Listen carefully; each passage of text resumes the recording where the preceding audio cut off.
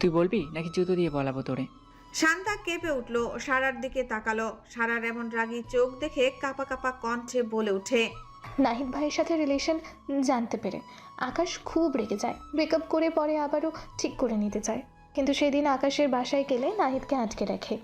আর বলে না। ফুপিয়ে ওঠে শান্তা। ফারুক তালুকদার কঠিন চোখে তাকিয়ে আছে। তারপর সেদিনের পর নাহিদও কেমন করতো, তাও আমার সাথে ছিল। একদিকে আকাশ সব ঠিক করে নেয়। সেদিন আমি আর নাহিদ আবারও যাই ওদের বাড়ি। তবে আকাশ কিছু বলার আগেই নাহিদ আকাশের গলায় ড্রাগস ইনজেক্ট করে প্রায় ৬-৭ ঘন্টার নেশা থাকে। তারপর সেদিন নাহিদের সাথে আমি তখনও বুঝিনি আমার কপালে কি আছে। আমি শুভ্র ভাইকে ভালোবাসতাম সব সময়, কিন্তু সেই দিনের পর থেকেই নাহিদ একদিন পরপর ভিডিও দেখে ব্ল্যাকমেল করতো আর আকাশের বাড়ি নিয়ে যেত। আকাশের সাথে নাহিদ সখ্যতা হয়েছে কারণ নাহিদ গেলেই ড্রাগস দেবে। আকাশ খাওয়া দাওয়া ছেড়ে সারাদিন ঘুমাতো, কিন্তু হঠাৎ আকাশ লাপাত্তা হয়ে যায় আর খুঁজেই পায়নি। বলেই চোখ দিয়ে পানি ফেলে শান্তা। শান্তার কান্নায় সারা রাগ হয় এত জঘন্য কেউ হতে পারে। এদিকে নাহিদের এমন কথা শুনে সবাই ঘৃণায় মুখ ফিরিয়ে নেয়। এত খারাপ সন্তান ইব্রাহিম শেখের নিজেরই ভাবতে পারছে না। এরই মাঝে শুভ্র আর নাফিস চলে আসে কাজী নিয়ে। শ্রাবণ ফিচেল হাসলো। শুভ্র আনিশার পাশে এসে দাঁড়ালো, সাথে ফাতিহা। ওরু ঘুম। সারা চুপচাপ বসে আছে। মনিরা রেগে বোম। আনিস তালুকদার চুপ, রিয়াকশন বোঝা যাচ্ছে না। বাড়ির মহিলারা সবাই চুপ। ফারুক তালুকদার কিছুটা গম্ভীর স্বরে বলে ওঠে, আজ দুটো বিয়ে হবে এখানে তালুকদার বাড়ির 2 মেয়ের, শান্তা আর সারা। আমার কথার উপরে কেউ কথা বলার সাহস করবে না। আমার সিদ্ধান্তই শেষ, নয়তো জেলে চাপা। ফারুক তালুকদারের কথা শুনে সবাই হতবাক হয়ে গেল। কি বলছেন তিনি? শুভ্র বিস্ময়ের স্বরে বলে ওঠে, মানে? মানে হলো আমি সারা আর শান্তার বিয়ে দেব। বাড়ির সকলে অবাক। আনিস আস্তে করে বলে উঠল, কি বলছো ভাইয়া? সারা বিবাহিত? ফারুক তালুকদার বেশ রুষ্ট কণ্ঠে বলে উঠল, আমি চাই নাহিদের শান্তার বিয়ের পর শুভ্র আর সারার বিয়ে হোক। এতদিন যেহেতু চুক্তি চুক্তি করেছে সবাই, সেহেতু আমি চাই চুক্তির জিনিসটাই সারার মামুনির জীবন থেকে সরাতে। আমি চাই না আমার কথার পিঠে কোনো কথা আসুক।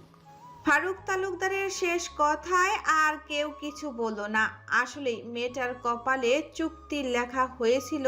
এখন যদি সেটা খণ্ড করে নতুন করে শুভ্রের বউ হিসাবে পাকাপোক্ত করা যায়, মেয়েটা সুন্দর একটা ভবিষ্যৎ পাবে। সবার ভাবনার মাঝে ফারুক তালুকদার বলে ওঠে, কাজী সাহেব, বিয়ে পড়ানো শুরু করুন।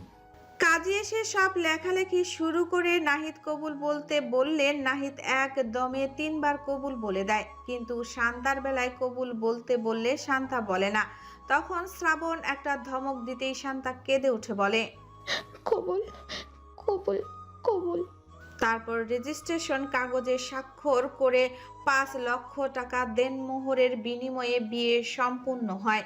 ফারুক তালুকদার হঠাৎ কি ভেবে বলেন, আমরা আজকে সিলেট ব্যাক করব আর শুভ্র আর সারার বিয়ে সেখানে দেব। ফারুক তালুকদারের হঠাৎ মন পরিবর্তনের কারণ কেউই বুঝে না। তবে তার কথার পিঠে কথা বলার সাহস কারো হয়নি এখনো। সন্ধ্যা 7টা। সারার গোছানো শেষ। শান্তা একবারও রুম থেকে বের হয়নি।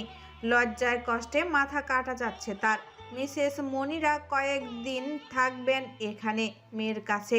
হঠাৎ তো আর রেখে যাওয়া যায় না।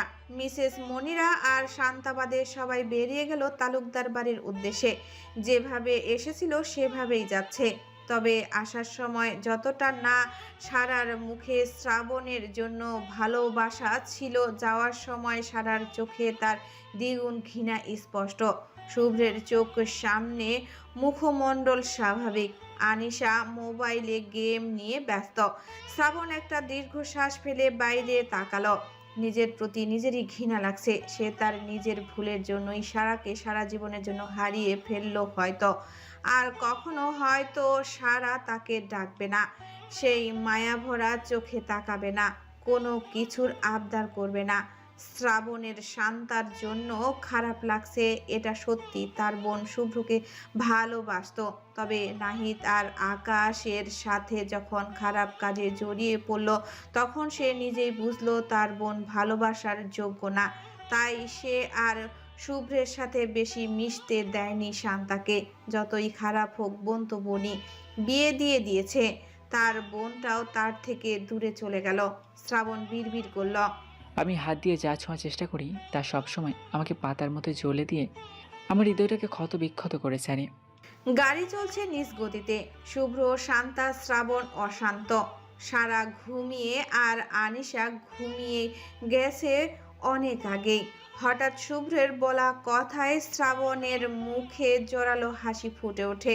সে হয়তো এটাই আশা করছিল তার ভাইয়ের থেকে। যতই হোক বেস্ট ফ্রেন্ড তো। দীর্ঘ পথ পাড়ি দিয়ে রাত 3টার দিকে সবাই একটা খাবার হোটেলের সামনে থামে। শুভ্র বেরিয়ে সারার হাত ধরে নামলো। মেয়েটার জ্বর এসে গেছে। প্রচণ্ড রেগে গেলে মেয়েটার জ্বর আসে। শুভ্র জানতো, তবে আজ বুঝলো। সারা ক্লান্ত শরীর নিয়ে গাড়ি থেকে নেমে দাঁড়ালো। প্রচণ্ড খিদে পেয়েছে তার। সবাই রেস্টুরেন্টের ভেতরে ঢুকে গেল। শীত হওয়ায় চারিদিকে কুয়াশার চাদরে ঢাকা। সারা মাথা উঁচু করে দেখলো রেস্টুরেন্টের নাম। বিশাল বড় বোর্ড এ লেখা সন্ধ্যাবতী রেস্টুরেন্ট। সারা শুভ্রের দিকে একবার তাকে হাত ধরে হাঁটা শুরু করলো।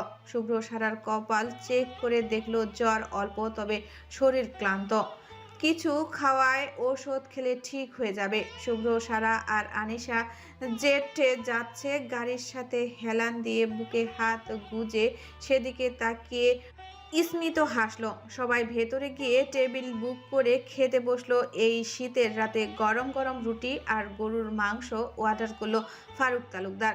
সবাই সম্মতি দিল। সবাই সবার মতো খাবার পর মিসেস আনিতা অরুকে ফিডার খাওয়ালেন।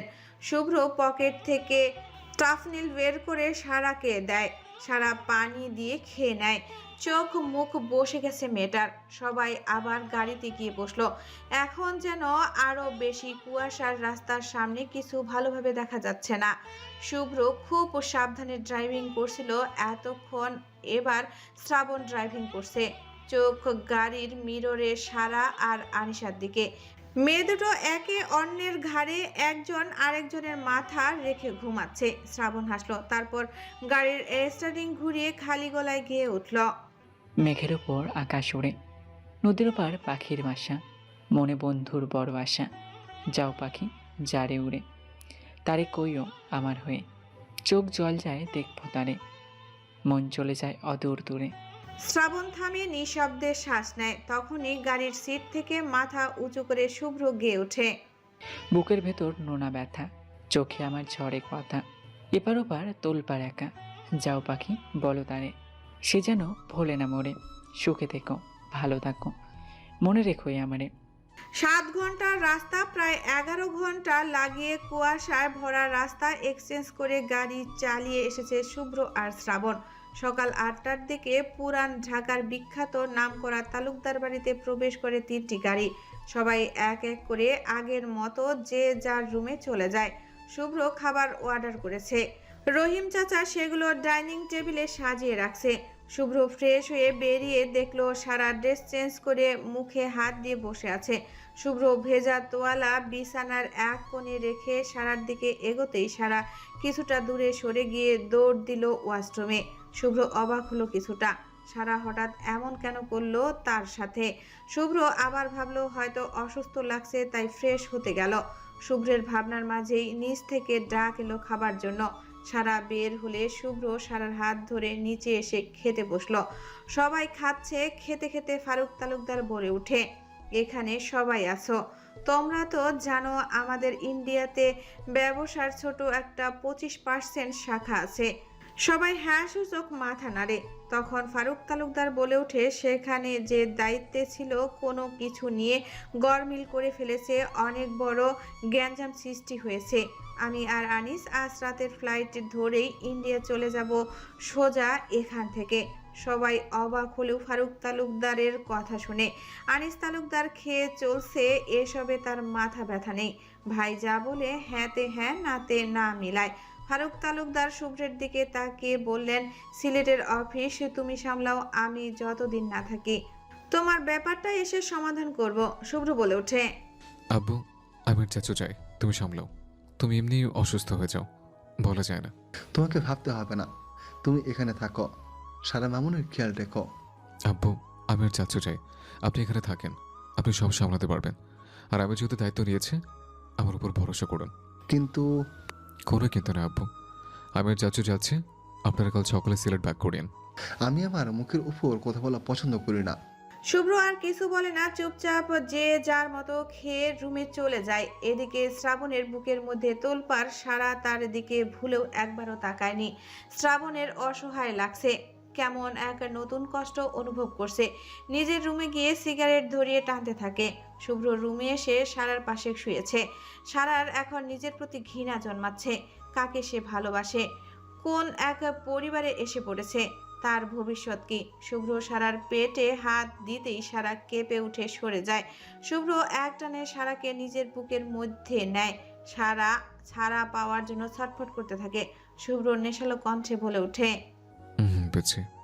আমি ভাবলাম তুমি ক্লান্ত, এখন থেকে পুরো চাঙ্গা আছো। ছাড়েন বলছি।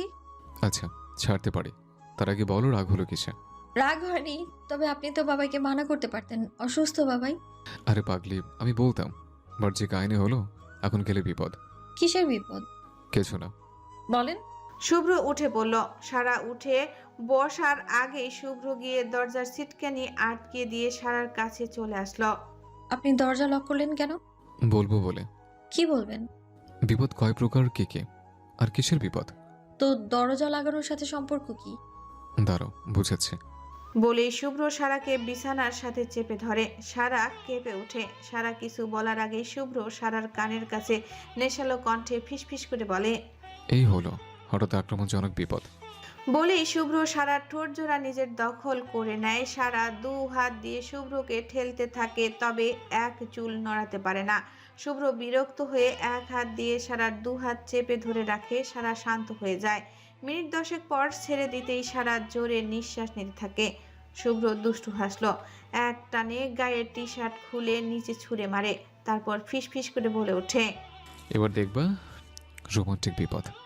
বলেই শুভ্র সারাকে আবার বিছানায় চেপে ধরে কিস করতে শুরু করে। সারা উত্তেজনায় শুভ্রের চুল হাত দিতেই শুভ্র আরো উত্তলা হয়ে কামড়াতে লাগলো। এক সময় সারা প্রায় কেঁদে ফেলল। শুভ্র সেদিকে তাকিয়ে বলল, আসল বিপদ বাকি এখনো। সারা চোখ বেয়ে দুধ ফোঁটা পানি গড়িয়ে পড়ে। শুভ্র দু হাতের আঁচলে চোখ মুছে দিয়ে সারার চোখের কোণায় চুমু খায়। তারপর আস্তে করে বলে, পেছে বাকি কবে বড় হবা? ওর একটা ভাই চাই, তাড়াতাড়ি বড় হয়ে যাও।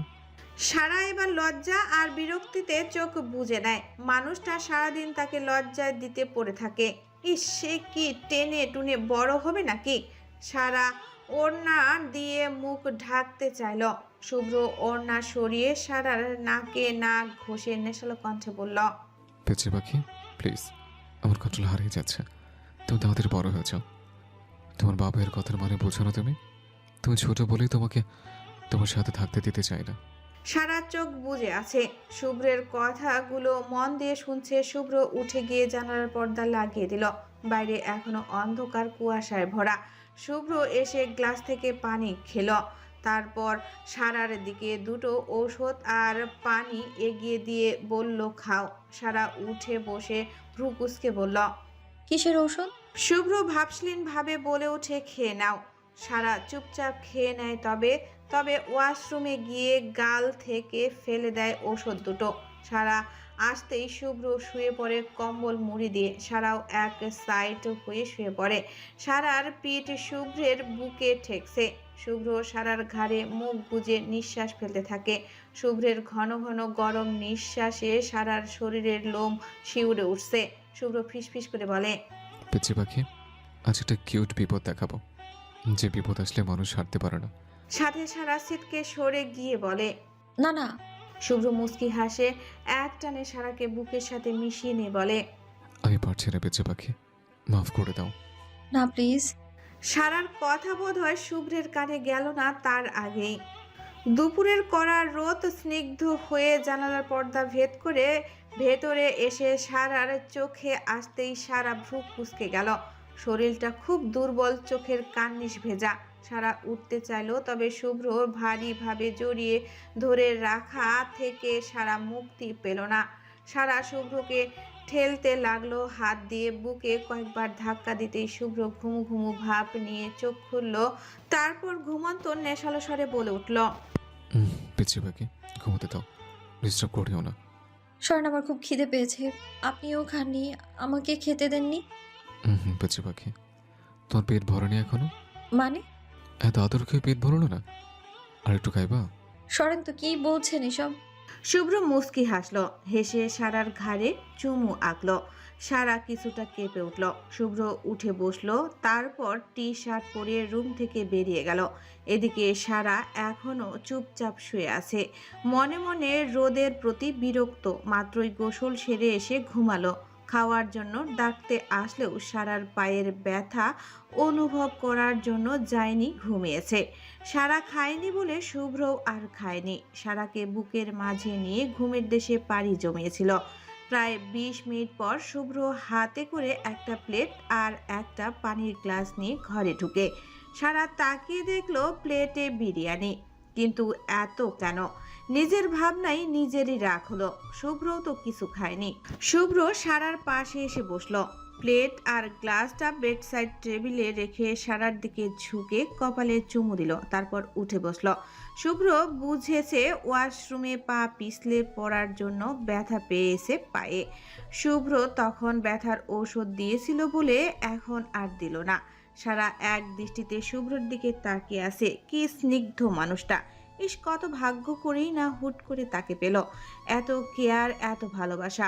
শুভ্র প্লেট হাতে নিয়ে এক লোকমা সারার গালের সামনে ধরে, সারাও হা করে গালে নিয়ে নেয়, খায়। শুভ্র নিজেও এক লোকমা খায়। সারাকে খাওয়াতে খাওয়াতে শুভ্রও খাওয়া শেষ করে। শুভ্র সারাকে পানি খাইয়ে শুয়ে দেয়। প্লেট গ্লাস নিয়ে নিচে চলে আসে। সারা চোখ বুজে শুয়ে থাকে। এই প্রথম শুভ্র তাকে খাইয়ে দিল। ইস, কি লজ্জাটা না তার করছে। শুভ্র মুখ বারবার চোখের সামনে ভেসে উঠছে। সারা কম্বল টেনে চোখের উপর দিয়ে শুভ্রের জন্য অপেক্ষা করতে থাকে। আজ 2 দিন ধরে ফোন করে করে পাগল হয়ে যাচ্ছে রিহান। ফাতিহার কোনো মতে কল তুলছে না।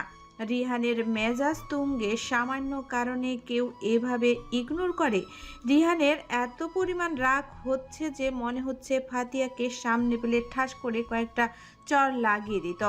একাধারে 1523 নাম্বারে কল দিচ্ছে। বাড়ি পুরো ফাঁকা। রিহান গিয়ে চেক করে এসেছে, নয়তো বাড়িতে গিয়ে মেয়েটার কানে চর লাগাতো। সে শুধু কথা বলেছে একটা মেয়ের সাথে, তাও নিজের বোনের সাথে। এটাকে ভুল বুঝে কথা বলা অফ করেছে। রিহান মোবাইলটা টি টেবিলের উপরে রেখে নিজের চুলগুলো টেনে ধরল। 2 হাত দিয়ে অসহ্য লাগছে। ফাতিহা যখন ক্লাসমেট আফ্রিদির হাত ধরেছিল তখন সে ভুলে ধরেছে, আর সে নিজের আপন বোনের সাথে কথা বলেছে। এটা নিয়ে ভুল বুঝার কি আছে? রিহান রেগে ফোনটা হাতে নিয়ে ছাদে এসে আবার কল লাগালো ফাতিহার ফোনে। ফাতিহা সবেমাত্র বিছানায় এসে বসেছে।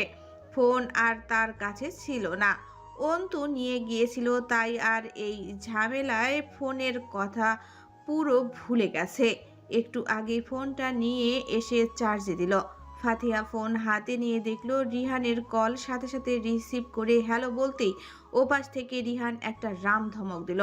ফাতিহার আত্মা কেঁপে উঠল। সে করেছেটা কি? এই লোক তাকে এভাবে ধমকাচ্ছে কেন? ফাতিহা করুণ কণ্ঠে বলল, আমি কি করেছি? আমাকে বকছেন কেন ভাইয়া? আমি তোর ভাইয়া হই বেয়াদব? না, সরি, আমি কি করেছি বকছেন কেন? কল ধরিস না কেন তুই? আপনি কল দেওয়া মাত্রই তো রিসিভ করলাম। রিহানের ইচ্ছা হচ্ছে এই মেয়েটাকে পিটিয়ে সোজা বানাতে। এদিকে ফাতিহাও বুঝলো রিহান রেগে আছে। রিহান রেগে বলে ওঠে, ফোন কোথায় রাখিস? আসলে কি আসলে? আমার ফোন আম্মুর কাছে ছিল। এখানে অনেক বড় ঝামেলা হয়েছে বাসায়, এসে বলবো। রিহানের কথা বলার মাঝেই রিহানের বোন ছাদের দরজার কাছে সে বলে ওঠে, রিহু, শোন। নিজের বোনকে দেখে রিহান ফাতিহাকে রাখছি, পরে কথা। বলে টুস করে কল কেটে দিয়ে নিজের বোন জড়িয়ে ধরে। মেয়েটি রিহানের পিঠ চাপড়ে বলে ওঠে, কেমন আছিস ভাই? ভালো আপু, কখন এলি? এই তো মাত্র। এবার একেবারে ব্যাগ গুছিয়ে চলে এসেছি। ওয়াও, সত্যি? ভাই, তোকে ছাড়া আর ভালো লাগে না। আমারও আপু। মেয়েটি রিহানকে নিয়ে নিচে নেমে আসে। রিহানও হাসি মুখে গল্প করতে থাকে। হঠাৎ মেয়েটি বলে ওঠে, কি, কোনো খোঁজ পেলি? আগে রেস্ট নাও, পরে বলছি। শ্রাবণের মন বিষিয়ে আছে। দুপুরে খেয়ে ফারুক তালুকদার আর আনিস তালুকদার যখন চলে যাচ্ছিলেন তখন কড়া কণ্ঠে বলে গেছেন শ্রাবণ যেন সারার থেকে দূরে থাকে। শ্রাবণ তখন মাথা নিচু করেছিল। তারা চলে যেতেই শ্রাবণ রুমে এসে সিগারেট দিয়ে হাত পোড়াতে শুরু করে পৈশাচিক আনন্দ পাচ্ছে সে। চোখ রক্তিম বর্ণ ধারণ করেছে। বুকের মাঝে অসহ্য যন্ত্রণা, যা সারা নামক ঔষধি সারাতে পারবে। শ্রাবণ হাফ পুড়ে যাওয়া সিগারেটটা হুট করে নিজের হাতে চেপে ধরে বলে ওঠে, রাত্রি, তোকে আমার করেই ছাড়বো। তুই 10 বাচ্চার মা হয়ে গেলেও আমার বাচ্চার মা হবি। এই প্রত্যেক দিনের হিসাব তোর কাছ থেকে তুলব। আই সোয়ার, তোর জীবনে শ্রাবণ ছাড়া অন্য কারোর নাম থাকলে তার অস্তিত্ব নিঃশেষ করে দেবো। পুড়ে যাওয়া স্থান থেকে ধোঁয়া বের হচ্ছে, ভেতরে লাল মাংস দেখা যাচ্ছে। শ্রাবণ হাসলো। এ যেন কোনো সাইকোর হাসি। শ্রাবণ জানে সোজা আঙ্গুলে ঘি না উঠলে আঙ্গুল বাঁকাতে হয়, কিন্তু শ্রাবণ তো চামচ দিয়ে তুলবে। শ্রাবণ পৈশাচিক শয়তানি একটা হাসি দিয়ে আর একটা সিগারেট ধরিয়ে আতকালো ঠোঁটে চেপে ধরে। শুভ্র ঘরে এসে দেখে সারা ঘুমিয়ে গেছে। শুভ্র সারার কপালে একটা চুমু দিয়ে সোফায় বসে নিজের ল্যাপটপ নিয়ে অফিসে বেশ কিছু কাজ জমে আছে, যা এখন তাকে নিজের হাতে কন্ট্রোল করতে হবে। শুভ্র কাজ করা শুরু করলো। ঠিক সেই মুহূর্তে শুভ্রের পকেটে থাকা ফোনটা বেজে ওঠে। আননোন নাম্বার দেখে সে ভ্রু কুঁচকে কল রিসিভ করতেই ওপাশ থেকে চেনা পরিচিত কণ্ঠ শুনে শুভ্র বলে ওঠে, তুই? শুভ্র অপর পাশের মানুষটার কণ্ঠ চিনতে পেরে বলে ওঠে, তুই হঠাৎ কোথা থেকে? শুভ্র কণ্ঠ শুনে ওপাশ থেকে শুধু হাসির শব্দ ভেসে এলো। পরক্ষণই কল কেটে গেল। শুভ্র আবার কল লাগালো সেই নাম্বারে, কিন্তু এবার ফোন বন্ধ দেখালো। শুভ্র ঘামতে শুরু করলো। কি হচ্ছে কিছু বুঝতে পারছে না। হঠাৎ কি মনে ওয়াশরুমে গিয়ে হাত মুখ ধুয়ে এসে সারার পাশে বসেই সারাকে বুকের সাথে মিশিয়ে নিল। শুভ্রের বুকের অস্বাভাবিকভাবে কাঁপছে। এই শীতের মাঝেও শুভ্রের শরীর কাঁপছে। সারাকে নিজের শরীরের সাথে জড়িয়ে চেপে ধরল। হঠাৎ ঘুমের ভেতরে শরীরে চাপ ও সহ্য করতে না পেরে সারা চোখ মেলে তাকায়। বুঝতে পারে শুভ্রের বুকের মধ্যে, কিন্তু শুভ্র বুকের ধুকপুকানি ধুক ধুক আওয়াজ বেশি স্পষ্ট শোনা যাচ্ছে। শুভ্র বুঝলো সারা জেগে গেছে। সারাকে ছেড়ে দিয়ে কাঁপা কাঁপা হাতে সারার মুখ নিজের 2 হাতের মুঠোয় নিয়ে সে শুভ্র অসংখ্য চুমুতে ভরিয়ে দেয় সারার মুখে। সারা হতবাক, মানুষটার হঠাৎ হলোটা কি? সারা সরল না। শুভ্রের আদরগুলো চোখ বুজে মেনে নিতে থাকলো, যেন খুব ভালো লাগছে অন্ত্রে। শুভ্র এবার সারাকে আবার জড়িয়ে ধরে বলে ওঠে, পেঁচে পাখি, তুমি আমাকে ভালোবাসো? শুভ্রের কণ্ঠ শুনে সারা বেশ অবাক হয়। এমন কাঁপছে কেন মানুষটা? সারা কথা না পেয়ে শুভ্র সারাকে ছেড়ে ভালোভাবে বসায় নিজের সামনে, তারপর বলে, আমি যা যা বলবো সবকিছুর উত্তর দিব, খুব দরকার। সারা মাথা নাড়িয়ে হ্যাঁ সম্মতি দেয়। সাথে সাথে শুভ্র সারাকে আবার কয়েকটা চুমু দিয়ে কাপা কণ্ঠে বলে ওঠে, পেঁচে পাখি, আমাকে ভালোবাসো? কেন? কতটা ভালোবাসো? জানি না, তবে অনেক ভালোবাসি। একটা প্রমিস করবা পেঁচে পাখি? কি প্রমিস? আগে বলো, করবা? আচ্ছা, প্রমিস করলাম। শুভ্র একটা দম নিল। এই কথাটার অপেক্ষায় সে ছিল। তারপর আবার বলে উঠল, তুমি আমাকে কখনো ভুল বুঝবে না, প্রমিস করো। মানে? কিন্তু তুমি কিন্তু প্রমিস করেছো। প্রমিসের সাথে ভুল বোঝার কি আছে? আর আমি কারো কথায় ভুল বুঝি না। আমি নিজের চোখে না দেখলে আপনি এইসব কেন বলছেন ঘুম থেকে তুলে? আমার খুব ভয় হচ্ছে, যদি তোমাকে হারিয়ে ফেলবেন না, চিন্তা করবেন না। শুভ্র জানে এই কথাগুলো বললেও কাজ হবে না। তার মন অশান্ত। বিশাল এক ঝড় এসে যদি তার সারাকে তার কাছ থেকে নিয়ে যায়, শুভ্র উন্মাদ হয়ে যাবে। শুভ্র সারাকে ছাড়া কারো কথা ভাবতে পারে না। শুভ্র জানে এই ঝড় তার প্রিয় মানুষগুলোর উপর দিয়ে যাবে। শুভ্র সারাকে টপ করে জড়িয়ে ধরে বুকের ভেতরে আগলে নেয়। শ্রাবণ রুমে এসে নিজের পড়া হাতের দিকে তাকিয়ে আছে। হঠাৎ শ্রাবণের মনে আসে আনিশার কথা। সাথে সাথে হু হা করে হেসে উঠে শ্রাবণ। বিড়বিড় করে বলে উঠল, তাহলে দাবার ঘড়ির প্রথম চালটা অনিশাকেই করা যাক। সে কাকে খায় দেখব। অনিশার পর অন্তু, সব শেষ অরু। আমার রাত্রিকে আমার না করে আমি ছাড়বো না শুভ্র। শ্রাবণের হাসির মাঝেই দরজা খুলে ভেতরে ঢুকে আনিশা। চোখ মুখে প্রশ্ন। শ্রাবণ ভ্রু কুঁচকে তাকাতেই আনিশা বিড়বিড় করে বলে উঠল, আল্লাহ, বম্বলকে কি জিনে ধরেছে? আমার আবার জিনের জন্মের ভয়। আল্লাহ, এইবারটা হাসি কেন? হাসলে একদম গরু চোরের মতো লাগে। আনিশার কথাগুলো শ্রাবণ স্পষ্ট শুনতে পায়। চোখ লাল হতে যায় আবারও। অসহ্য মেয়েটা একেবারে, তার একটুকু সহ্য হয় না। শ্রাবণ বেশ রাগী কণ্ঠে বলে ওঠে, আমার রুমে কি? ও ওই আসলে কি? এখন বের হব, তাই আম্মু আপনাকে ডাকতে পাঠিয়েছে। আপনি আর ছোট ভাইয়া বাদে তো আর কেউ গাড়ি চালাতে পারে না। শ্রাবণ অন্যদিকে ফিরে নিঃশ্বাস ফেলে আগের মতো গম্ভীর কণ্ঠে বলে ওঠে, তুই যে, আমি আসছি। শ্রাবণ বলার পরই আনিশা দাঁড়িয়ে আছে। শ্রাবণ বিরক্ত চোখে তাকাতেই আনিশা কাঁপা কাঁপা কণ্ঠে বলে ওঠে, আপনার হাত পড়ো কি করে? তাও অতগুলো গোল গোল করে পুরনো, কেমন লাল হয়ে আছে, ভেতরে রক্ত দেখা যাচ্ছে। আনিশার কথা শুনে শ্রাবণ হাতের দিকে তাকিয়ে বলে, মনের কষ্টের আগুনে হৃৎপিণ্ড ক্ষতবিক্ষত, সেখানে সামান্য পোড়া হাত কিভাবে ঝরাবে রক্ত? আনিশা ভ্রু কুঁচকে বলে উঠল, কি বললেন? বের হ রুম থেকে, আউট। আনিশা ভয় পেল। হঠাৎ রাগের কারণ বুঝলো না। চোখ মুখে ভর্তি নিয়ে রুম থেকে বেরিয়ে গেল। আনিশা রুম থেকে বের হতেই শ্রাবণ পুড়ে যাওয়া হাত জোরে চেপে ধরল। সাথে সাথে পোড়া স্থান থেকে রক্ত বের হতে লাগলো।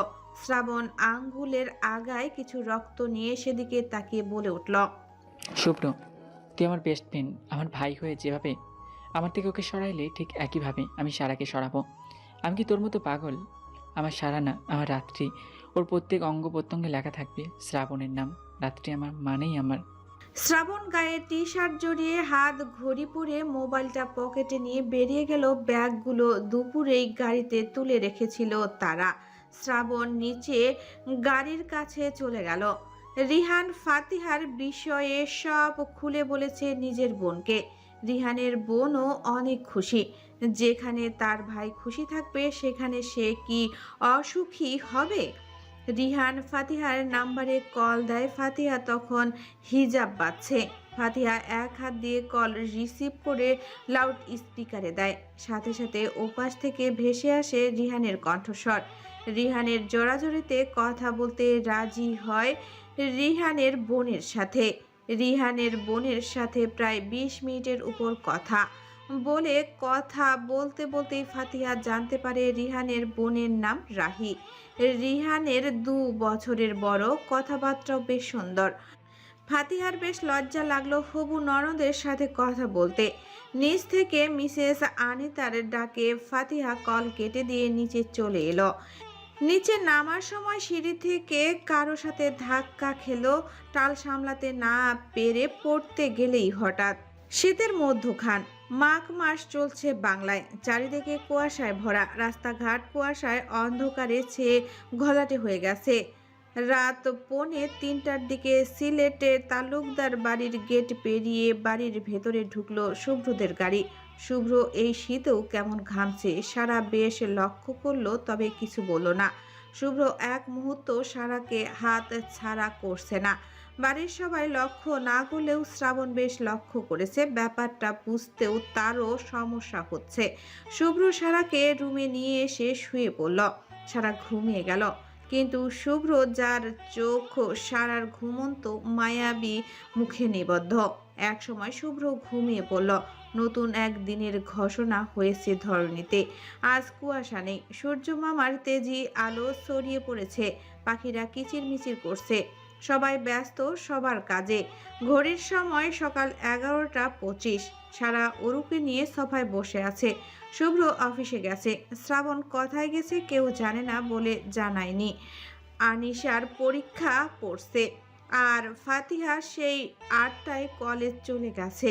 সারা অরুর সাথে গল্প করছে, যদিও অরু শুধু হাসে, এতেই সারা আরো মজা পাচ্ছে। রান্নাঘরে মিসেস আনিতা ও সুমনা রান্নায় ব্যস্ত। মিসেস আনিতার নাম্বারে হঠাৎ কল এলো। মিসেস আনিতা শাড়ির আঁচলে হাত মুছে স্ক্রিনে চোখ রাখলো, সাথে সাথে ভ্রু কুঁচকে গেল। Unsafe number. মিসেস আনিতা রান্নাঘর থেকে বেরিয়ে নিজের ঘরের দিকে হাঁটা শুরু করতেই কল রিসিভ করলেন। কল রিসিভ করার সাথে সাথে ওপাশ থেকে ভেসে এলো মিষ্টি মেলি কণ্ঠ। আসসালামু আলাইকুম আম্মা। মিসেস আনিতার পা থেমে গেল। কণ্ঠটা খুব চেনা, তবে মনে করতে পারছে না। মিসেস আনিতাও সালামের উত্তর দিয়ে বলে উঠলেন, কে মা তুমি? আর আমি তোমার আম্মা মানে? ওপাশ থেকে বদয় হাসলো, তারপর বলল, আমাকে এত তাড়াতাড়ি ভুলে গেলেন আম্মা? আপনি তো বলেছিলেন আমাকে কোনোদিন পর ভাববেন না। মিসেস আনিতা চিন্তায় পড়ে গেল। খুব চেনা চেনা কণ্ঠ, তবু মনে করতে পারছে না। মিসেস আনিতার কোনো সারা শব্দ না পেয়ে ওপাশ থেকে মেয়েটা বলে উঠল, আম্মা চিন্তায় পড়লেন নাকি? আমি কি? চিন্তা করবেন না, আমি যেই হই না কেন আপনি আমার আম্মা। আনিতার হাত কাঁপছে। বুঝলেন না, তবে ওপাশের মেয়েটার কথা শুনে মেয়েটা হয়তো বুঝলো মিসেস আনিতার সমস্যা। ফোনের ওপাশ থেকে হেসে বলে, খুব তাড়াতাড়ি দেখা হবে আম্মা, আজ রাখি, আল্লাহ হাফেজ। পিপ পিপ করে লাইনটা কেটে গেল। মিসেস আনিতার মাথার উপর দিয়ে গেল ঘটনাটা। কি হলো? তাকে আম্মা বলে কেন ডাকলো? মিসেস আনিতার ভাবনার মাঝেই মিসেস সুমনা আপার ডাক শুনে রান্নাঘরে ছুটে যায় আনিতা। রান্নাঘরে গিয়ে রান্নায় মনোযোগ দেয়। আপাতত এসব ভেবে লাভ নেই। এখন ছেলে মেয়েরা কি সব টু ডেয়ার খেলে? হয়তো ডেয়ার নিয়েছে, তাই রং নাম্বারে কল দিয়ে মজা নিল। কিন্তু মিসেস আনিতার মনে খটকা থেকে গেল। মেয়েটার কণ্ঠ খুব চেনা। ফাতিহা আর রিহান কফি শপে একেবারে শেষের কর্নার টেবিলের সামনাসামনি মুখোমুখি হয়ে বসে আছে। ফাতিহার পাশে বসে আছে রিহানের বোন রাহি। যদিও রাহির মুখ হিজাব দিয়ে ঢাকা, সেজন্য ফাতিহা মুখ দেখতে পারছে না। তবে এটা বুঝেছে রিহান আর রিহানের বোন খুব আন্তরিক। তাদের ব্যবহারে ফাতিহা মুগ্ধ। ফাতিহার ক্লাস টাইম শেষ হয়ে যাবে, তাড়াতাড়ি উঠে গেল সাথে সাথে। রাহি আর ফাতিহা কফি শপ থেকে বের হলো আর রিহান বিল পে দিয়ে আসলো। রিহান তাকিয়ে বলল, এখন এই ননদ ভাবির কি মিল! আহা, বিয়ের পর আমাকে আবার ভুলে যাস না। আমার একমাত্র ছোট ভাইয়ের বউ আমার ভাবি, তো ভাব হবে না? আজব। ফাতিহার লজ্জায় কান গরম হয়ে যাচ্ছে। রাহি বিষয়টা বুঝে হাসলো, তারপর বলল, ছোট ভাইয়ের বউ, তাই নাম ধরে ডাকবো, ভাবি বলবো না। আর আমি তোমারও আপু, বুঝলে? ফাতিহার গাল টেনে দিয়ে ফাতিহা মাথা নাড়িয়ে হ্যাঁ বুঝায়। রিহান গিয়ে ফাতিহাকে রিকশায় তুলে দেয়। তারপর রাহি আর রিহান অন্য একটা রিকশায় উঠে বসে বিপরীত দিকে যায়। রাহি ফাতিহার অনেক প্রশংসা করছে, যেটা রিহানের খুব ভালো লাগছে। আসলেই ফাতিহা মেয়েটা খুব সভ্য আর বিনয়ী। কারো সাথে উঁচু গলায় কথাই বলে না, আর কাকে কেমন সম্মান দিতে হবে তাও জানে। রাহি হেসে রিহানকে বলল, তাড়াতাড়ি বিয়ে করে ফেল, ভাবির হাতে রান্না খাওয়া যাবে। রিহান মুখ গোমরা করে বলে ওঠে, ফাতুর আব্বা তো রাজি না আপু, এসএসসি পরীক্ষার আগে বিয়ে দিতে। তাহলে অপেক্ষা কর। রিকশা এসে একটা ফাঁকা গলির সামনে থামলো। দুজনে নেমে দাঁড়ালো। রিহান ভাড়া মিটিয়ে নিজের বোনের হাত ধরে পা বাড়ালো ফাঁকা গলির রাস্তায়। শ্রাবণ আজ অফিসে যায়নি, জব ছেড়ে দিবে সিদ্ধান্ত নিয়েছে। তারপর ব্যবসা সামলাবে। শ্রাবণের চোখ লাল। সেই ভোরবেলা বের হয়েছে। আগেও বের হতো, তবে আজ একটা কারণে। শ্রাবণ নিজের গাড়ি সাইড করে 1000 টাকা 3টা নোট একজনকে দিল। সে সাথে সাথে সাদা ডবের ভেতরে কিছু একটা তরল ভরে বজায় করে দিল। ডবটা 5 লিটার হবে। শ্রাবণ সেটা গাড়ির ডিকির ভেতরে রেখে দিল। সকাল হয়ে যাচ্ছে, তাড়াতাড়ি বাসায় পৌঁছানো লাগবে বলে গাড়ি স্টার্ট দিল। শ্রাবণ এসেছিল গ্রামের সাইডে খেজুরের রস কিনতে, সেজন্য কনকনে ঠান্ডার ভেতরে ভোরবেলায় গাড়ি নিয়ে বের হয়েছিল। কাল যখন ঢাকা ব্যাক করার সময় অন্তু বলেছিল সারা আপু রসের চিতই পিঠা খুব পছন্দ করে, তখনই শ্রাবণের মাথায় গেঁথে যায় কথাটা। সারা রাত না ঘুমিয়ে গাড়ি চালিয়ে বাড়ি এসে রেস্ট না নিয়ে শীতের ভেতরে ঠান্ডা ট্যাঙ্কির পানি দিয়ে গোসল করে নামাজ পড়ে বের হয়েছিল। সময় 12টা 5। শ্রাবণ বাসার সামনে এসে গাড়ি থামালো। প্রায় 3 ঘন্টা লাগে গ্রামে যেতে। শ্রাবণ গাড়ি থেকে নেমে রসের ড্রপ নিয়ে বাড়ির ভেতরে গেল। সাথে সাথে চোখ গেল সোফার উপরে বসে থাকা সারার দিকে। তখন মিসেস আনিতাও আসলো। মিসেস আনিতা কিছু বলার আগেই শ্রাবণ বলে ওঠে, মামুনি খুব ক্ষুদে পেয়েছে, খেতে দাও, সকাল থেকে খাইনি। যা বাবা, ফ্রেশ হয়ে আয়, দিচ্ছি। কিন্তু হাতে ওটা কি? শ্রাবণ সোফার সামনে গিয়ে দাঁড়ালো। সারা বোতলটার দিকে লক্ষ্য করে শ্রাবণের দিকে তাকালো। পাতলা ফিটফিটে শার্ট, চোখ লাল, কেমন উদ্মাত লাগছে দেখতে। শ্রাবণ টি টেবিলের উপরে ড্রপ রেখে সারার দিকে একবার তাকিয়ে থেকে তার মিসেস আনিতার দিকে তাকিয়ে বলে উঠল, মামুনি শীত তো চলে গেল, রসের পিঠা খাওয়াই হলো না, আজ সন্ধ্যায় বানিও, সবার পছন্দ হবে। কিন্তু তুই তো পিঠা খাস না, হঠাৎ কি হলো? শ্রাবণ লজ্জায় পড়ল। তারপর ইনিয়ে বিনিয়ে বলল, আসলে খেতে ইচ্ছে করছে, বানিও। মিসেস আনিতা রসের বোতলটা নিয়ে রান্নাঘরে যেতেই সারা উঠে চলে যেতে চাইল। শ্রাবণকে তার মোটেও সহ্য হয় না। বিবাহিত ভাইয়ের স্ত্রীর দিকে কুনজর দেয়, কেমন লাগে তার কাছে। সারা চলে যেতে নিতেই পা বাড়ালেই শ্রাবণ গম্ভীর কণ্ঠে বলে ওঠে, কিছু খেতে ইচ্ছে হলে আমাকে না হয় শুভ্রকে বলবে, এমন লুকিয়ে রাখার প্রয়োজন নেই। বলেই শ্রাবণ ফটাফট উপরে চলে গেল। সারারও পা থেমে গেল। শ্রাবণ কি বলে গেল সারার মাথায় ঢুকছে না। তখনই দরজায় কলিং বেল বেজে ওঠে। সারা এসে দরজা খুলে দিতেই নবদিগন্তের সূচনা হয়েছে ধরণীতে। সকালটা মনমুগ্ধকর, চারিদিকে মেঘ মেশানো হালকা আলো। বারান্দার দরজাটা খোলা, সেখান থেকে আলো নির্গত হচ্ছে রুমে। আড়মোড়া খেয়ে বিছানায় উঠে বসে ফাতিহা। আজ শুক্রবার, আর শুক্রবার মানেই বাড়িতে চলছে বিশাল আয়োজন। আর আজ ফাতিহাদের বাসায় মেহমান আসবে। ফাতিহা নিজের কোমর সমান চুলগুলো হাত খোপা করে ওড়নাটা বালিশের পাশ থেকে হাতে নিয়ে বেডসাইড টেবিল থেকে মোবাইল নিয়ে চেক করলো। 7টা 20।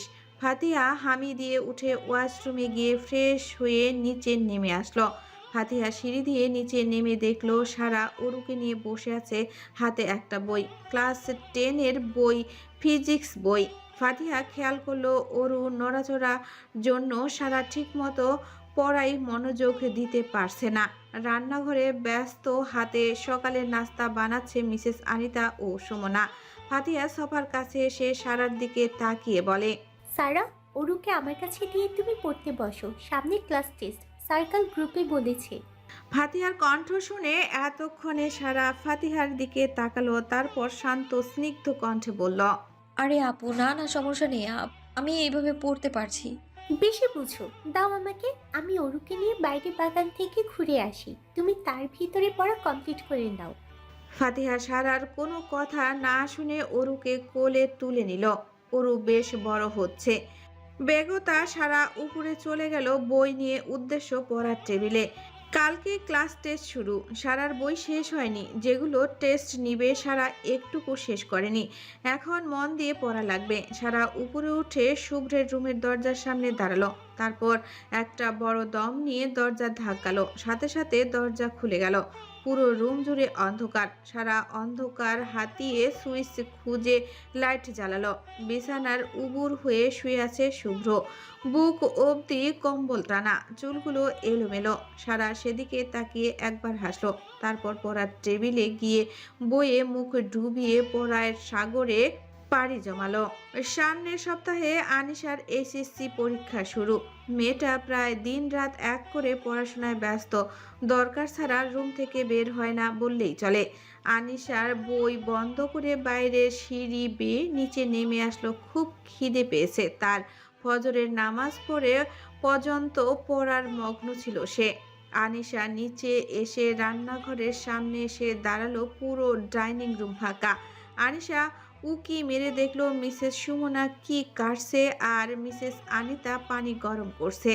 আনিশা মৃদু স্বরে ডেকে উঠল, আম্মু অনেক খিদে লেগেছে, খেতে দাও। আনিশার কণ্ঠ শুনে মিসেস আনিতা এগিয়ে আসলো। সুমনা বেগমকে রান্না সামলাতে বলে তিনি এসে আনিশাকে খেতে দিলেন। মেয়েটা সেই ভোর থেকে পড়ছে।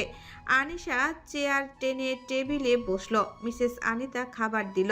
আনিশা রুটি ছিঁড়ে আলু ভাজির সাথে মিশিয়ে গালে দিতে দিতে বলল, মেজো চাচি দাভাই কোথায় জানো? আনিশার মুখে শ্রাবণের কথা শুনে মিসেস আনিতা বলে উঠল, না তো, কেন? আসলে একটা ম্যাথ সলভ হচ্ছে না, ভাইকে খুঁজেও পাইনি। ও, শ্রাবণকে বাজারে পাঠিয়েছি, এক্ষুনি চলে আসবে। ততক্ষণ তুই খেয়ে রেস্ট নে মা। না চাচি, অনেক পড়া। আচ্ছা, খেয়ে একটু জিরিয়ে পড়িস। চাচি শুনো। মিসেস আনিতা রান্নাঘরের দিকে যাচ্ছিল। আনিশার কথা শুনে পিছু ঘুরে বলে উঠলেন, কিছু বলবি? মেজো আপু কই? ও ও দেখ, বাইরে অরুকে নিয়ে ঘুরে বেড়াচ্ছে। কেন? না, এমনি আমিও বাইরে যাচ্ছি। আনিশা তাড়াতাড়ি খেয়ে বাইরে চলে এলো। মিসেস আনিতাও হাসি মুখে রান্নাঘরে চলে গেল। ফারুক তালুকদার আর আনিস তালুকদার ইন্ডিয়াতে এসে তাদের বিজনেসের মেন কালপিটকে পেলেন। এখানকার শাখার ম্যানেজার তাকে বের করে দিলেন চাকরি থেকে। আনিস তালুকদার অফিসের সব কাজ সবাইকে বুঝিয়ে দিলেন। ফারুক তালুকদার চিন্তামুক্ত। ফারুক তালুকদার সিদ্ধান্ত নিল ছেলে মেয়েদের জন্য কিছু কেনাকাটা করে 2-1 দিনের মাঝেই দেশে ব্যাক করবেন। আনিস তালুকদারও মত দিল ভাইয়ের কথায়। ফোনের ভাইব্রেশনে শুভ্রের ঘুম ভেঙে গেল। ভ্রু কুঁচকে চোখ খুলতেই লাইটের চকচকে আলো চোখে পড়তেই মেজাজ খারাপ হয়ে গেল। বালিশের নিচ থেকে মোবাইল বের করে স্ক্রিনে ভেসে থাকা সেফ নাম্বারের দিকে চোখ গেল। স্ক্রিনে ভেসে আছে ব্রসুল লেখাটি। শুভ্র ফোন কানে নিতেই ওপাশ থেকে শ্রাবণ বলে ওঠে, কিরে কই তুই? আজ অর্ক আসবে 10টায়, এখন 8:30 বাজে, তাদের নিচে আয়। শুভ্র কিছু বলার আগেই কল কেটে দিল শ্রাবণ। শুভ্র শ্রাবণের সেভ করার নাম্বারের দিকে তাকিয়ে হাসলো। আসলে শ্রাবণ যখন যেটা চাইতো আকস্মিকভাবে শুভ্রের সেটা পছন্দ হয়ে যেত। তবে শ্রাবণ শুভ্রের খুশির জন্য বারবার নিজের পছন্দ ছেড়ে দিত। তবে এক সময় একটা পছন্দের জিনিস শুভ্রের কাছ থেকে কেড়ে নেয় শ্রাবণ। তবে শুভ্রের কষ্ট দেখে আবার শুভ্রকে দিয়ে নিজে হারিয়ে যায়। সেখান থেকেই নামটা দেওয়া। নামের অর্থ আত্মার ভাই। আচ্ছা, আসলে কি শ্রাবণ শুভ্রের আত্মার ভাই হওয়ার যোগ্য? যোগ্য, কারণ শ্রাবণ সবসময় নিজের পছন্দ ত্যাগ করে শুভ্রকে খুশি রেখেছে। শুভ্র নিজের উদাম গায়ে একটা টি শার্ট জড়িয়ে বিছানা থেকে নেমে দাঁড়ালো। চোখ গেল পড়ার টেবিলে বইয়ে মগ্ন, সারার দিকে চুলগুলো ছেড়ে দেওয়া, আর একটু বড় হলে মেঝেতে নুয়ে পড়বে। শুভ্র সেদিকে আর না তাকিয়ে তোয়ালা নিয়ে ওয়াশরুমে চলে গেল। ওয়াশরুম থেকে ফ্রেশ হয়ে বেরিয়ে ড্রেস চেঞ্জ করলো। কালো শার্ট আর কালো প্যান্ট, হাতে কালো ফিতের দামি ঘড়ি বেঁধে আয়নায় চুল ঠিক করতে করতে বলে উঠল, পেচ্ছে পাখি, আর এর না তাকিয়ে পুরোপুরি ঘুরে তাকাও। শুভ্রের কথায় সারা লজ্জায় পড়ে গেল। শুভ্র ঘুম থেকে ওঠার পর থেকে সারা বইয়ের মধ্যে মুখ রেখেই শুভ্রের চাল চলন দেখছিল আর চোখে। শুভ্র সারা লজ্জা পাওয়া দেখে বলে ওঠে, পেচ্ছে পাখি, কিছু তো খাওয়া হয়নি, নিচে চলো, খেয়েছো পড়বা। আমি সকালে নুডলস খেয়েছি, এখন খাবো না, আপনি গিয়ে খেয়ে নেন। শুভ্র সারার কথা শুনে আর কিছু বলল না, কারণ সে জানে ইদানিং সারার জেদ হয়েছে খুব। যা না বলে তা আর হ্যাঁ হয় না। তাই শুভ্র একটা দীর্ঘশ্বাস ফেলে বিছানা থেকে ফোনটা তুলে পকেটে পুড়তে পুড়তে বলে, কোথায় যাচ্ছে জিজ্ঞেস করলে না তো? সারা বই থেকে চোখ সরিয়ে পিছু ঘুরে শুভ্রকে ভালো করে পরোক্ষ করে বলে উঠল, আপনি যেখানেই যান না কেন যাওয়ার আগে আমাকে বলে যান, তাই আর জিজ্ঞেস করলাম না। খুব বুদ্ধি হয়ে গেছে তো, তার মানে বড় হচ্ছে দিন দিন। কোথায় যাচ্ছেন এবার বলেন? আমার ছোটবেলার এক ফ্রেন্ড অর্ক 8 বছর আগে বিদেশ চলে গেছিল পরিবারের সাথে। ওর পরিবার দেশে এসেছে বেশ কয়েক বছর আগে, কিন্তু ও 1 সপ্তাহ আগে ফিরল। তা যেখানে আসবে। আপনি একা নিতে যাচ্ছেন? শুভ্র হাতের ঘড়ির দিকে তাকিয়ে তাড়াহুড়া করে বেরোতে বেরোতে বলে উঠল, পিচ্ছি পাখি, টাইম নেই। আমি আর শ্রাবণ যাচ্ছি। কাবাডি শপিং ব্যাগ আছে, সেটা খুলে দেখো। আমি গেলাম। সারা কিছু বলার সুযোগ পেল না, তার আগে শুভ্র রুম থেকে বেরিয়ে গেল। শুভ্র নিচে এসে দেখে সবাই ডাইনিং টেবিলে বসে আছে। মিসেস আনিতা খাবার বেড়ে দিচ্ছে। মিসেস সুমনা সিঁড়ির পাশে অরুকে নিয়ে হাঁটাহাঁটি করছে। শুভ্র গিয়ে অরুকে কোলে নিয়ে কয়েকটা চুমু খেলো। অরুও নিজের বাবার চেনা মুখটা দেখে হেসে উঠল। শুভ্র অরুকে কোলে নিয়ে খেতে বসলো। 10 মিনিট খাওয়া শেষ করে অরুকে মিসেস সুমনার কাছে দিয়ে বেসিনে হাত ধোয়ার জন্য এগিয়ে গিয়ে মিসেস আনিতাকে উদ্দেশ্য করে বলে উঠল, আম্মু, আজ অর্ঘ আসছে কিন্তু, জানো তো? মিসেস আনিতা সাবলীনভাবে বলে ওঠে, জানি। ছেলেটার পছন্দের সব রান্না করেছি এখন। শুভ্র হাত ধুয়ে টিস্যু দিয়ে হাত মুছে শ্রাবণের সাথে বেরিয়ে গেল অর্ককে নিয়ে আসতে। যদিও অর্ক একাই চলে আসতো, তবে এত দিন পর চিনতে সমস্যা হচ্ছে। প্রত্যেকবারের মতো শুভ্র ড্রাইভিং সিটে বসলো আর শ্রাবণ পাশের সিটে। শুভ্র গাড়ির স্টার্টিং ঘুরিয়ে গাড়ি স্টার্ট দিল। গন্তব্য অর্ককে বাসার স্ট্যান্ড থেকে নিয়ে আসা। রাহি সকাল থেকে গোছাচ্ছে। রিহান জিজ্ঞাসা করতেই রাহি বলল, আজ কেউ হসপিটালে যেতে হবে তাকে। রাহি বর্তমানে হসপিটালে জব করে। রিহান বাইক বের করলো নিজের বোনকে এগিয়ে দেওয়ার জন্য, কিন্তু রাহি নিষেধ করে রিকশায় উঠে চলে গেল। রাহির আজ কোনো কাজ নেই, তবে আজ একজনের সাথে তার দেখা করতে হবে। আসলে কিছু সত্যি বের করার জন্য তাকে একটু দৌড়াতে হবে। এগুলো রিহান জানলে রাগ করবে, তাই তাকে বলেনি। রিকশা এসে থামে একটা ক্লিনিকের সামনে। রাহি রিকশা থেকে নেমে ভাড়া মিটিয়ে দিয়ে কথা থেকে একটা মেয়ে দৌড়ে এসে রাহিকে বলে ওঠে, ম্যাম, ডাক্তার এখানেই আছে। তুমি শিওর তো?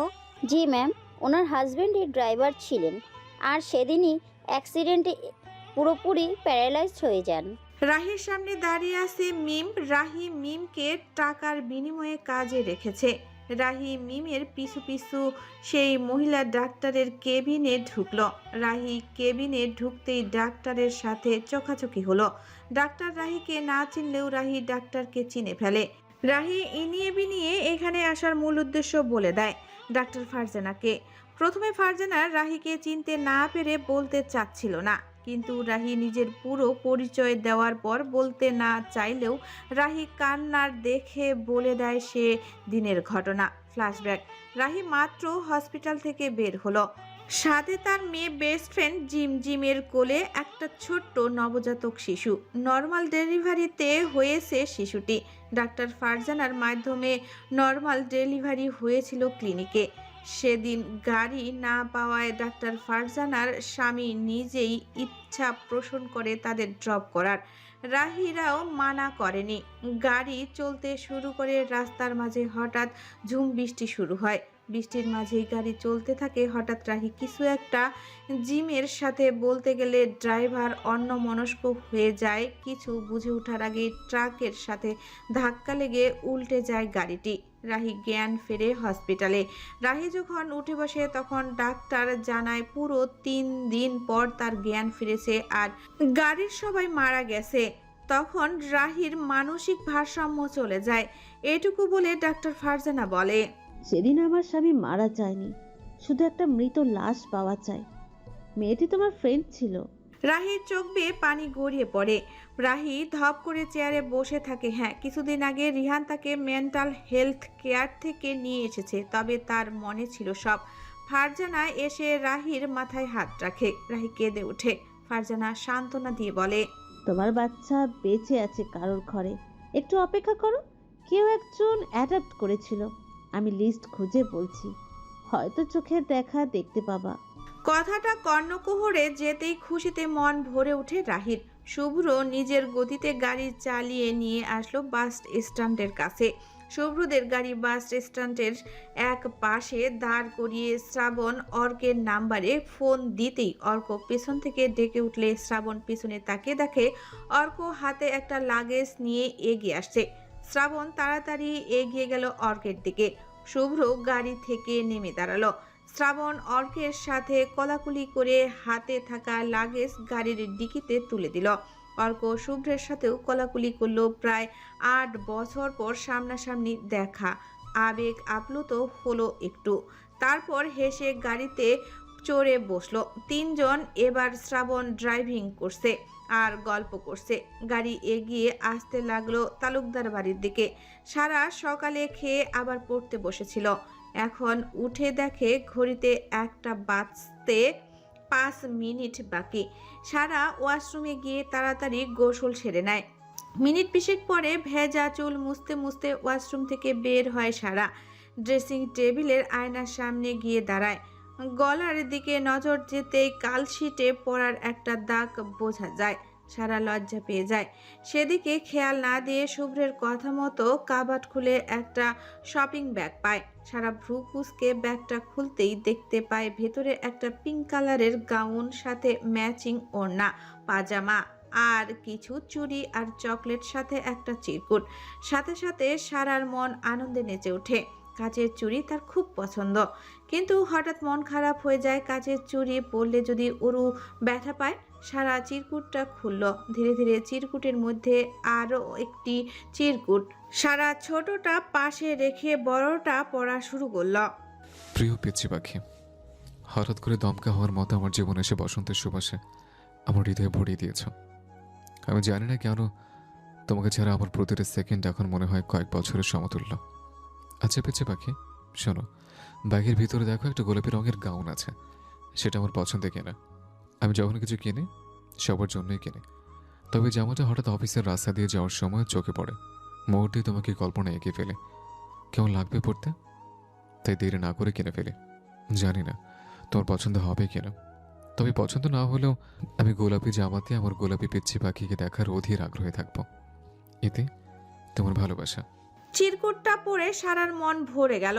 আসলে প্রিয় মানুষগুলোর দেওয়া সামান্য উপহারও খুব আনন্দ দেয়, ভরিয়ে দেয় হৃদয়। সারা হাসি মুখে জামা নিয়ে ওয়াশরুমে চলে যায় চেঞ্জ করতে। আনিশার হঠাৎ মন খারাপ হয়ে গেছে। ফাতিহা বুঝলো না কেন আনিশা রুমে এসে দরজা লাগিয়ে বিছানায় শুয়ে পড়ে। মুখের উপর বালিশ নিয়ে এসে জড়িয়ে ধরে। চোখ দিয়ে অশ্রু নির্গত হচ্ছে। এর কারণ আনিশা জানে না, তবে আনিশার এখন খুব কান্না পাচ্ছে, খুব। এই তো কিছুক্ষণ আগেও আনিশার রান্নাঘরে দরজার পাশে দাঁড়িয়ে দাঁড়িয়ে পিঠা খাচ্ছিল। ঠিক তখনই মিসেস আনিতা সুমনাকে উদ্দেশ্য করে বলে ওঠে, ছোট, শুনছিস? আপা কিছু বলবা? আনিসরা তো 2 দিন পর আসছে। আপা শুনলাম, তেমন নাকি কোনো কাজ নাই আর? রে, আচ্ছা ওই মেয়েটা কেমন রে? কোন মেয়েটা আপা? ওই যে শান্তার সাথে আসতো মাঝে মধ্যে, বাবা নেই মেয়েটার। আনিশা খাওয়া থামিয়ে আনিতার দিকে তাকিয়ে বলে ওঠে, শম্পাপুর সাথে কথা বলছো চাচি? আরে হ্যাঁ মা, ওই শম্পা মেয়েটা, কিন্তু দেখতে শুনতে ভালোই। কি বলিস ছোট? আপা, কিন্তু কেন? আনিশা শুভ্রর আব্বু মিলে ওর সাথে শ্রাবণের বিয়ে ঠিক করেছে, এসে পাকা কথা বলবে। কি, শ্রাবণের বিয়ে? আমাকেও বলল, আসলেই দুজনকে মানাবে। আনিশার গলায় পিঠা আটকে গেল, কেসে উঠল সাথে সাথে। শ্রাবণ ভাইয়ের বিয়ের কথা শুনে তার মাথায় আকাশ ভেঙে পড়েছে। আনিতা তাড়াতাড়ি পানির গ্লাস এগিয়ে দিল। আনিশা ঢকঢক করে পানি খেয়ে নিল। আনিতা আনিশার পিঠে হাত বোলাতে লাগলেন, সাথে মাথায় ফু দিয়ে বলে ওঠেন, আস্তে খেতে পারিস তো, তাড়াহুড়ো করিস কেন? আনিশার চোখে পানি ভিড় করলো, মুখে একটা কথাও আসলো না। আনিশা পিঠার বাটিটা ধুয়ে উঠে দাঁড়িয়ে কাঁপা কাঁপা কণ্ঠে বলে উঠল, চাচি আর খাবো না, আমি গেলাম। বলেই এক ছুটে সিঁড়ির কাছে চলে যায়। দূর থেকে আনিশার চোখে পানি দেখে ছুটে আসে ফাতিহা, এসে আনিশার হাত ধরে ফেলে। আনিশা কেবল সিঁড়িতে পা রাখছিল। আনিশা পিছু ঘুরতেই ফাতিহা জোরে বলে ওঠে, কি রে আনু, কে কি বলেছে, কাছিস কেন? আপনি ছাড়ো, ভালো লাগছে না, কেউ কিচ্ছু বলেনি। ফাতিহা একটু মজা করে বলে ওঠে, আরে বলো ছিচকাতুনি বুড়ি। আনিশা খুব রেগে যায় এই কথায়, জোরে হাত ছাড়িয়ে নিয়ে বলে ওঠে, আর কখনো আমার নামে কিচ্ছু বলবা না, আমার হাতও ধরবা না, ছাড়ো তো। কথা বলেই আনিশা উপরে চলে এসে দরজা আটকে দেয় নিজের রুমে। ফাতিহা হতভম্ব, সাথে আনিতাও মনে মনে বলছিল, হঠাৎ মেয়েটার কি হলো, না খেয়ে চলে গেল? তার ভিতরে ফাতিহার সাথে খারাপ ব্যবহার এটা। ফাতিহা মানতে পারছে না। আনিশা অল্পতে কাঁদে, সে জানে, তবে এমন করে কথা বলা শোনেনি। ফাতিহা পিছু ফিরে মিসেস আনিতাকে জিজ্ঞাসা করলেও তিনি কোনো জবাব দিতে পারলেন না। পরপরই বাইরের গাড়ির শব্দ এলে মিসেস আনিতাও ফাতিহা সদর দরজার দিকে এগিয়ে গেল, সব কিছু ভুলে। দরজার কাছে যেতেই অর্ক ছুটে এসে আনিতার পা ছুল। ফাতিহা আর অরুর দিকে তাকালো। হঠাৎ নূপুরের রিনরিনে আওয়াজে অর্ক আনিতা বেগমের পেছনে উকি দিয়ে সোজা দৃষ্টি নিক্ষেপ করলো সিঁড়ির পানে। মুহূর্তেই অর্কের দৃষ্টি মিলে গেল। অর্কের এমন করে তাকানো দেখে সবাই অর্কের দৃষ্টি লক্ষ্য করে তাকিয়ে দেখল। অর্কের দৃষ্টি ধরে সবাই পেছনে তাকালে দেখতে পায় সারা নামছে, হাতে একটা শাড়ি, পরনে শুভ্রের দেওয়া সেই জামা। সারার কোনো দিকে খেয়াল নেই। সারা সিঁড়ি বেয়ে নেমে সোজা মিসেস আনিতার রুমে চলে গেল। কোমর সমান চুলগুলো দুলছে, পায়ের নূপুরের রিনরিন আওয়াজের তালে তালে নৃত্য করছে বাতাসে। সারা আনিতার রুমে ঢুকে যেতেই শ্রাবণ গলা খাকারি দিয়ে কেসে উঠল।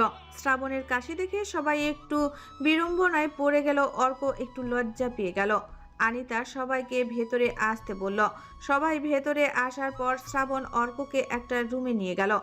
অর্ক বেশ কিছুদিন এখানে থাকার জন্য এসেছে। অর্ক রুমে গিয়ে পিঠে থাকা ব্যাগটা বিছানায় রাখতেই শুভ্র আর শ্রাবণও রুমে ঢুকল। অর্ক ওদের বসতে বলে ওয়াশরুমে চলে গেল ফ্রেশ হতে। এদিকে শ্রাবণের কেমন রাগ লাগছে অর্কের উপরে, বুঝতে পারছে না কেন। তবে অর্ককে মেরে ছাদ থেকে ফেলে দিতে ইচ্ছা হচ্ছে, কারণ জানে না এতে শ্রাবণ বিরক্ত। হঠাৎ শুভ্রের ফোনে সেই নাম্বার থেকে আবার কল আসায় শুভ্র তাড়াহুড়া করে রুম থেকে বেরিয়ে গেল। শ্রাবণ জিজ্ঞাসা করলেও শুভ্র শুধু বলেছে এসে বলছে। শ্রাবণও আর ঘাটায়নি, শুভ্রকে যেতে দিয়েছে। শ্রাবণ পকেট থেকে সিগারেট বের করে বারান্দায় চলে গেল। শুভ্র এক ছুটে নিজের রুমে এসে দরজা লাগিয়ে দিয়ে জোরে একটা শ্বাস ফেলে কল রিসিভ করলো। তারপর কাঁপা কাঁপা কণ্ঠে বলে উঠল, কি দরকার? তো তোমার কল দিয়েছো কেন? ওপাশ থেকে একটা শয়তানি হাসি ভেসে আসলো। তারপর ওপাশ থেকে মেয়েটা শান্ত কণ্ঠে বলে ওঠে, একটা দিনও খোঁজ নাওনি আমি বেঁচে আছি না মরে গেছি। এই ছিল তোমার ভালোবাসা, তাই না শুভ্র? দেখো। এ কি শুভ্র, তোতলাচ্ছ কেন? তুমি মেবি এখন ঘামতে শুরু করেছো। যাও আগে ফ্যান ছেড়ে দাও, নয়তো আবার ঠান্ডা লেগে যাবে। লেই ওপাশে কলে থাকা মেয়েটা হেসে উঠল। সত্যি শুভ্র ঘামছে। কেন ঘামছে সে, কারণ কি? শুভ্র বেড সাইড থেকে এসির রিমোট নিয়ে এসি চালু করে পাওয়ার কমিয়ে দিল। তারপর বিছানায় বসে বেড সাইডে টেবিল থেকে পানির গ্লাস নিয়ে এক ঢোকে পুরো গ্লাস পানি খেয়ে নিয়ে গলা পরিষ্কার করে বলে উঠল, দেখো কি কারণে কল করেছো, সরাসরি বলো। মেয়েটা এতক্ষণ হাসছিল। শুভ্রের শান্ত কণ্ঠ শুনে সেও শান্ত কণ্ঠে বলে ওঠে, আমার বাচ্চা কই শুভ্র? শুভ্রের চোখ কপালে উঠে যায়। কোন বাচ্চার কথা বলছে এই মেয়ে, আর কেন বলছে তাকে? শুভ্র শুকনো ঢোক গিলে বলে, বাচ্চা মানে? আমার বাচ্চাকে নিয়ে নিয়েছো, তুমি বলো আমার বাচ্চা কই? তোমার কথা ভুল হচ্ছে, তোমার বাচ্চা আমি কেন নেব? মেয়েটা বোধহয় হাসলো, তারপর হাসতে হাসতে বলে উঠল, মিস্টার ফারিস তালুকদার শুভ্র, নাটক বন্ধ করো। আমি আসছি আমার মেয়েকে নিতে। কে তোমার মেয়ে? যাকে তুমি সিটি হসপিটাল থেকে অ্যাডপ্ট করেছো আর যার মাকে মৃত ভেবেছো, আমি আসছি আমার মেয়েকে নিতে। না, তুমি ভুল করছো। আমার নাম মনে আছে তোমার? আমি তো ভেবেছিলাম ভুলে গেছো। তবে শুধু আমি আমার মেয়েটাকে নিয়ে চলে আসব, তোমার জীবনে ফিরবো না, প্রমিস। পিপ পিপ আওয়াজে কল কেটে গেল। শুভ্র ধপাস করে বিছানায় বসে পড়ল। ওহনার মানসিক ভারসাম্য চলে যাওয়ার পরে সে অরুকে নিয়ে এসেছিল। হ্যাঁ, অরু তার নিজের সন্তান না, তবে সে বাদে পুরো সবাই জানে তার মেয়ে অরু, তার রক্ত, তার জীবন। শুভ্র ঘামছে। অরুকে সে খুব ভালোবাসে। অরুকে না দেখলে তার হৃদয় মুচড়ে ওঠে। আর ওহনা বলল অরুকে নিতে আসবে। না, এ হতে পারে না। শুভ্র নিজের মাথার চুল নিজে খামচে ধরল। পাগলের মতো লাগছে তার নিজেকে। শুভ্র বিছানায় টান টান হয়ে শুয়ে পড়ল। কিভাবে কি করবে সেই ভাবনায় ব্যস্ত সে। এখন চোখের উপর দিয়ে শুয়ে রইল। কল কাটার পরে অহনার চোখ দিয়েও পানি গড়িয়ে পড়ল। সে জানে তার মেয়ে শুভ্রের কাছে খুব ভালো আছে। যেখানে শুভ্রের মতো কেয়ারিং মানুষের কাছে সে এত সেফ ছিল, সেখানে তার ওই বাচ্চা মেয়েটা কতই না ভালো আছে। অহনা কল্পনায় তার ছোট্ট নারীছেরা ধনকে অহনা তার মেয়েকে নিয়ে দেশ ছাড়বে। সে চায় না এখান থেকে পিতার পরিচয়হীন তার মেয়ে বড় হোক।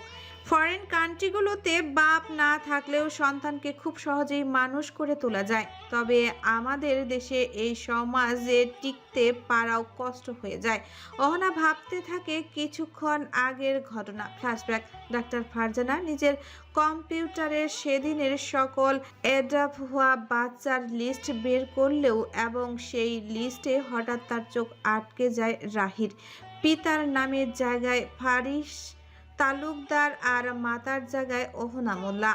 হ্যাঁ, অহনার পুরো নাম অহনা মোল্লা রাহি।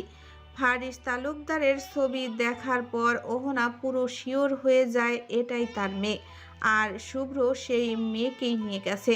তবে তার খোঁজ কেন নিল না সে? সেদিন তো শুভ্রের আসতে দেরি হচ্ছিল বলেই ডাক্তার ফারজানার স্বামীর গাড়িতে উঠেছিল তারা। অহনা ভালো লাগে যে তার মেয়েটা খুব ভালো আছে, তবে মুহূর্তেই মন বিষিয়ে যায়, কারণ তার মেয়েটাকে তার কাছ থেকে দূরে নিয়ে গেছে। তার খোঁজ একবারও নেয়নি সে বেঁচে আছে নাকি মরে গেছে কোনো দিন জানতে চায়নি। একে তো তার ভাইকেও শেষ করেছিল ওদের পরিবার এর মানুষ, তাকেও শেষ করেছে, আবার তার মেয়েকেও তার কাছ থেকে কেড়ে নিয়েছে।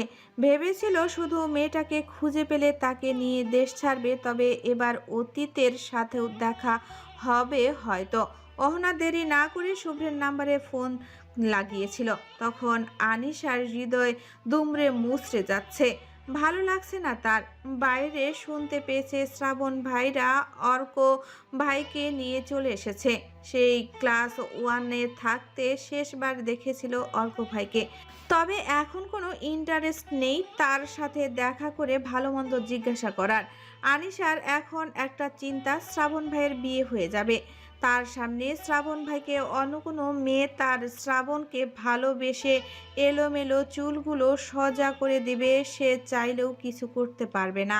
তার ভালোবাসা তো অপ্রকাশিত। আনিশার ভাবনার মাঝেই সারার গলা শোনা যায় দরজার বাইরে থেকে। সারা দরজা ধাক্কাচ্ছে। আনিশার কেন জানি সারার সাথে খুব দুঃখ মন খুলে বলতে ইচ্ছা করে।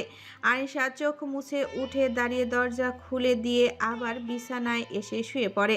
সারা দরজা খুলে ভেতরে ঢুকে দেখে আনিশা আবার উবুর হয়ে শুয়ে পড়েছে।